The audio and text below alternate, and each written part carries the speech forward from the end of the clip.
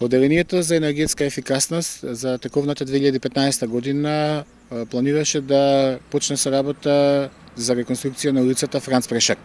Како што гледате, моментално сме на еден од краците на улицата, која што е долга преку 2200 метри, со постоечкото осветлување кое што беше од 60-тите години, кое што ја изврши својата функција во целост, одлучивме да се направи промена на осветлувањето.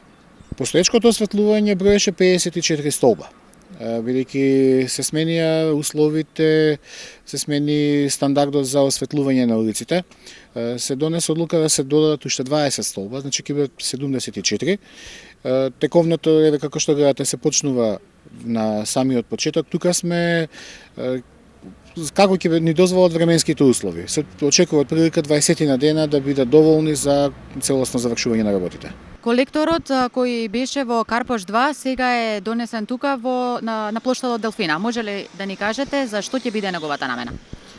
Како што најавивме минатиот пат, колекторот во Карпош 2 кој вршеше функција за напојување на семафорите на улицата Никола Тесла и Јорце Николов, бидејќи се улици и патишта бараа променување на напонот, бидејќи не им беше доволен тој напон, константен напон, го префрлivме овде на плоштадот Делфина, каде што неговата функција сега е да ги напојува светилките кои што се тука на паркот. 2/3 од светилките ќе бидат напојувани од овој колектор. Беа потребни 2 недели, значи демонтажата на самите колекторски плочи, на пренесување на фундаментите, повторната монтажа и како што гледате, колекторот е веќе монтиран и е ставен во функција.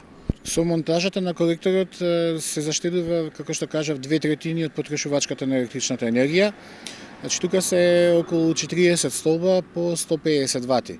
Значи некои си 6 киловати е потрошувачката на час. Кога ќе се пресмета на долгогодишно ниво, тоа ќе биде многу голема заштеда. Освен на улицата Франц Прешер, ново осветлување се поставува и на улицата Прашка. Може ли да ни кажете што поточно се случува и до кога се тоа би требало да биде готова? Позади мене можете да приметите дека екипата веќе почнува со подигање на столбовите за улично осветлување. Предвидени се 60 столба во однос на претходните 40 кои што беа. Значи тука местиме 20 на нови столба со што ќе зголемиме осветленоста на улицата, безбедност на пешаците и гледаме сега до крајот на неделата да може целата улица да се заврши, да биде поставено уличното осветлување. Кога би биле пуштени во употреба светилките? Тука ќе бидат пуштени парцијално. Значи дел по дел, како што ги подигаме столбовите, така ќе бидат вклучувани, бидејќи имаме напојување од 3 различни места. Првиот дел ќе биде во текот на овие 2 дена.